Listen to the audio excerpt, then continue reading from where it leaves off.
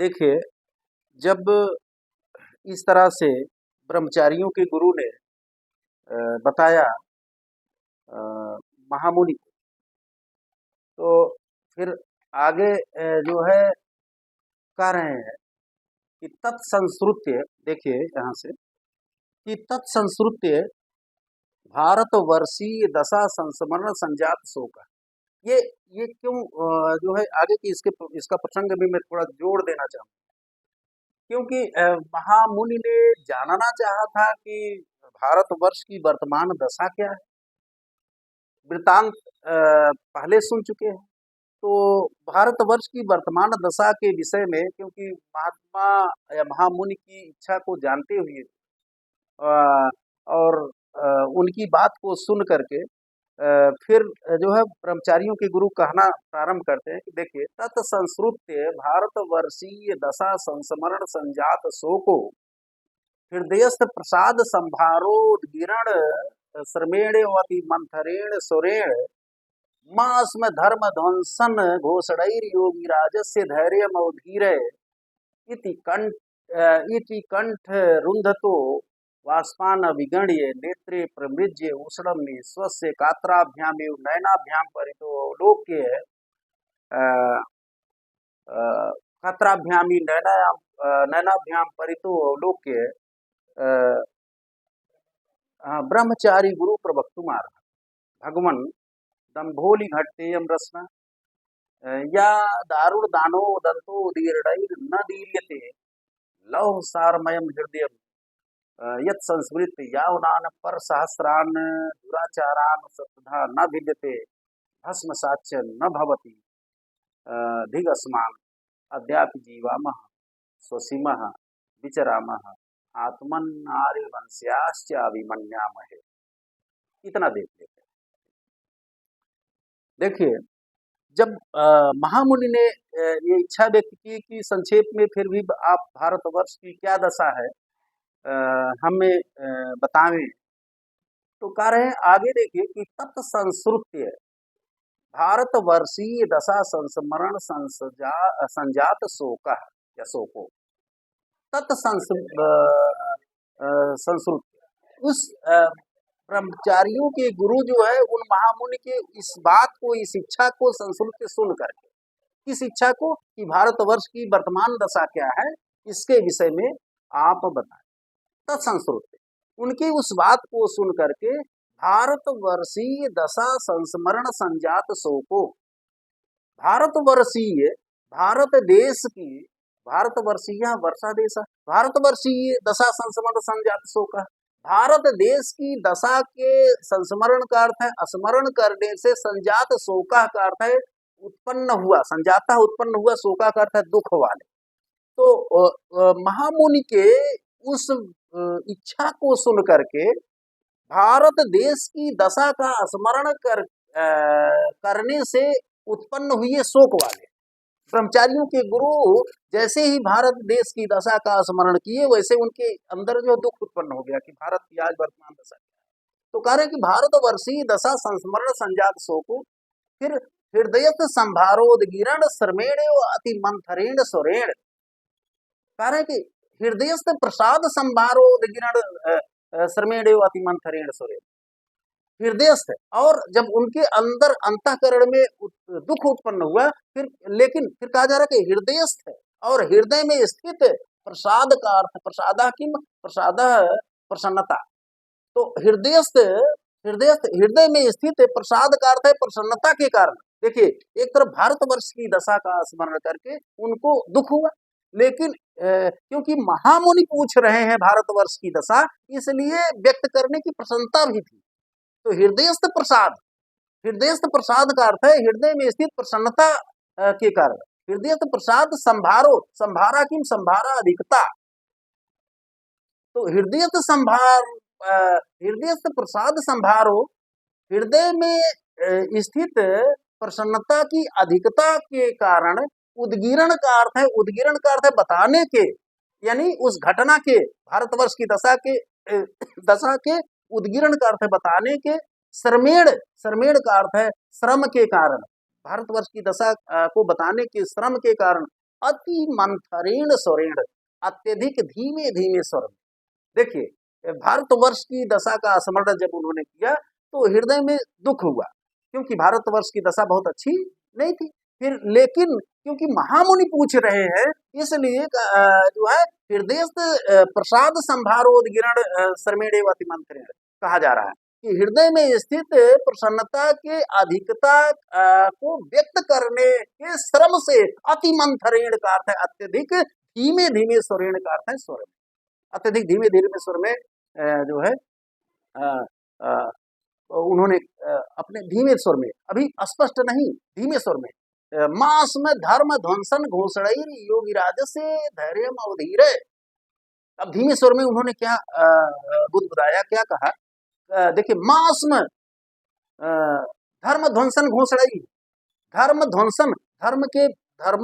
धर्म से ध्वंसन विनाशा, धर्म के विनाश के घोषणाई का अर्थ घोषणा करने से, कहने से, योगी राजस्य महामुनि के धैर्य मास मत अवधीर है, धैर्य को मत डिगाओ, धैर्य को मत तोड़ो। जो योगीराज है, जो महामुनि है, वो सोच रहे हैं कि जो है कि धर्म ध्वंसन घोषणाई,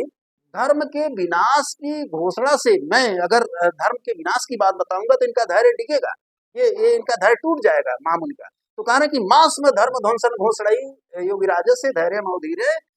धर्म के विनाश की घोषणा से, वृतांत से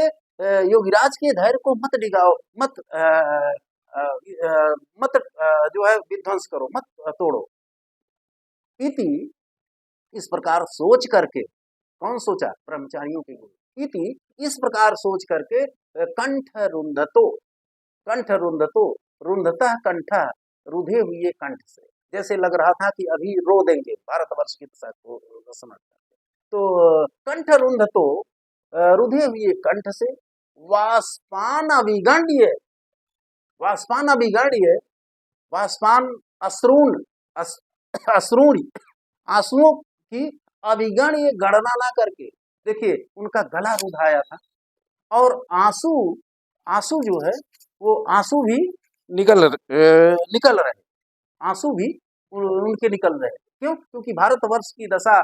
से जो दुख हो रहा था, जो व्यथा थी हृदय में, वो आंसू के रूप में आ रहे थे। तो कंठ रुंध तो अश्रूण अभिगण्य, उसका तिरस्कार जो है कर रहे थे, यानी वो बिल्कुल उसका स्मरण आया और आंसू लगातार निकल रहे थे, उसका ध्यान नहीं दे रहे थे। अभिगण्य का अर्थ तिरस्कृत करके उसका ध्यान नहीं दे रहे थे कि मेरे नेत्र से आंसू निकल रहे। नेत्रे प्रमृज्य, नेत्रे प्रमृज्य, प्रमृज्य है पोछ करके, नेत्रे, और नेत्रों को प्रमृज्य का अर्थ है पोछ करके, वो नेत्रों को पोछ करके, जो आंसू लगातार निकल रहे थे, फिर कह रहे कि नेत्रे प्रमृज्य, उन नेत्रों को पोंछ करके, फिर आगे क्या है, हाँ, नेत्रे प्रमृज्य उष्णम निश्वास से, उष्णम निश्वास का अर्थ गर्म श्वास लेकर, गर्म श्वास व्यक्ति तभी लेता है जब वह बहुत व्यथा में होता है, बहुत चिंतनशील होता है, जब बहुत चिंता में होता है, बहुत दुख में होता है, बहुत विह्वलता में होता है, तभी व्यक्ति जो है बहुत गर्म श्वास, लंबी श्वास लेता है। तो उष्णम निश्वास, नेत्रे प्रमिज्य, आंसुओं को पोंछ करके उष्णम निश्वास से गर्म श्वास ले करके, कातराभ्याम नयनाभ्याम, कातराभ्याम, कातरा कायर यू समान, कायरों के समान, नयनाभ्याम नेत्रों से, जैसे कोई कायर व्यक्ति हो, कुछ कायरा किम, जो कायर कौन होता है, जो कुछ करने में अक्षम हो, जो कर ना सके। तो कातराभ्याम यू नयनाभ्याम, कायर के समान नेत्रों वाला होकर के, असहाय जैसे चारों तरफ, परितः अवलोक, चारों तरफ देख करके। तो कातराभ्याम यू नयनाभ्याम परितो अवलोक के, कायरों के समान नेत्रों वाला, नेत्रों सम परितः अवलोक का अर्थ है चारों ओर देख करके,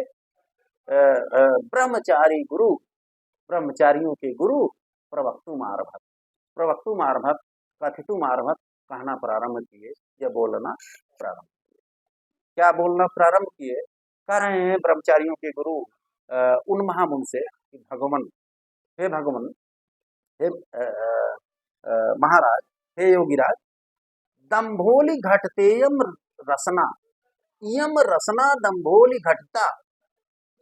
चाहे जैसे करेंगे अन्वय सही होना चाहिए। तो दम्भोली घटतेयम रसना, यम रसना, रसना जिह्वा, यह जिह्वा दम्भोली वज्र घटिता रचिता निर्मिता। तो यह जिह्वा, यह मेरी जिह्वा दम्भोली घटता घटिता वज्र की बनाई हुई है, वज्र की बनी। अपनी जीवा को कह रहे हैं, अपनी जीवा को कोस रहे हैं, कह रहे हैं कि भगवान, हे महाराज, हे योगीराज, दम्भोली घटते यम रसना, यम रसना, यह मेरी जीवा दम्भोली घटता वज्र की बनी हुई, यह मेरी जीवा वज्र की बनी हुई है। यह दारुण दानो उदीर्ण न दीर्यते, कह रहे हैं कि यह जो जो मेरी जीवा, दारुण का अर्थ है भयंकर, दानवों का अर्थ है दानवों के, इन दानवों के, राक्षसों के, मुगलों के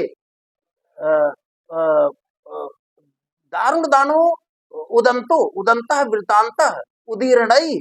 उदीर्णई कथितई, कहने से न दीर्यते, फट नहीं जाती। तो जो इन भयंकर दानवों के, इन राक्षसों के, कोष्ठक में आप लिख सकते हैं मुगलों के जो है उदंत वृत्तांत को, उदीर्णई का अर्थ है कहने से, न दीर्यते का अर्थ है फट नहीं जाती। तो कह रहे कि हे भगवान, हे महाराज, हे योगीराज, मेरी यह जीवा वज्र की बनी हुई है, जो भयंकर या दानवों के वृत्तांत को कहने से फट नहीं जाती। फिर आगे कहने के लौह सारमयम हृदयम, अयम हृदयम, देखिए लौह सारमयम हृदयम अलग करेंगे तो अयम हृदयम लौह सारम, यह हृदय लौह सारम, लौह तत्व से निर्मितम रचितम बना हुआ। अपने हृदय को ही कह रहे हैं कि यह मेरा हृदय लोहे का बना हुआ है। यत संस्मृत यावनान पर सहस्रान दुराचारान शतधान, कह रहे हैं कि यत, क्योंकि यत संस्मृत स्मरण करके, क्योंकि स्मरण करके, जिस यत संस्मृत, जिस वृत्तांत को, संस्मृत का अर्थ है स्मरण करके, किसके, यावनान, यावनान यत संस्मृत, यवनों के या यवन युवकों के, यवनों के यत संस्मृत, जिस वृत्तांत को, संस्मृत का अर्थ है स्मरण करके, शतधा न भिद्यते, शतधा का अर्थ है शतधा शत प्रकार का, हजारों प्रकार से, सैकड़ों प्रकार से, न भिद्यते खंड खंड न भवति, यानी कि सैकड़ों प्रकार से छिन्न भिन्न नहीं हो जाता, टुकड़ा टुकड़ा नहीं हो जाता। तो कह रहे कि लौह सारमयम हृदयम, यह मेरा हृदय लोहे का बना हुआ है। यत संस्मृत यावनान पर सहस्रान, सहस्रान हजारों, पर सहस्रान यावनान हजारों यमन युवकों के, जिस देखिए जिस संख्यावाचक शब्द के आगे पर लगता है वहां अधिकता का बोध कराता है। तो सहस्र है ही, तो पर लग गया, इसलिए हजारों से अधिक, यमनान का अर्थ है यमन युवकों के दुराचारान, इनके दुराचारों को संस्मृत स्मरण करके शतधा नादि देते, सैकड़ों प्रकार से खंड खंड नहीं हो जाता, टूट नहीं जाता। धिक स्मान, अस्मान धिक,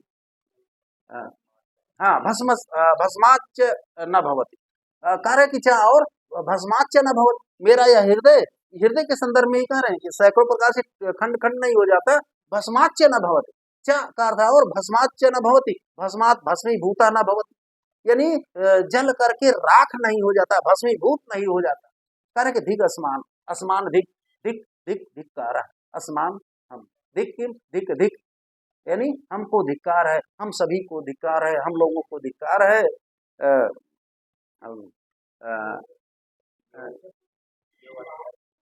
यो अद्यापि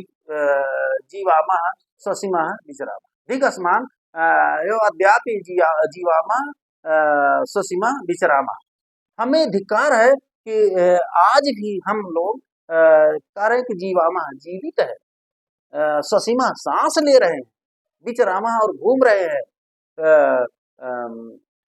आत्मनि आर्यवंश्याश्च अभिमन्यामहे, और आत्मनि अपने आप को आर्यवंश्याश्च अभिमन्यामहे, आर्यवंश को अभिमन्यामहे मान रहे हैं, यानी अपने को आर्यवंशज मान रहे हैं, आर्यवंश में उत्पन्न मान रहे हैं। तो इस तरह से महामुनि को योगीराज ने बताया।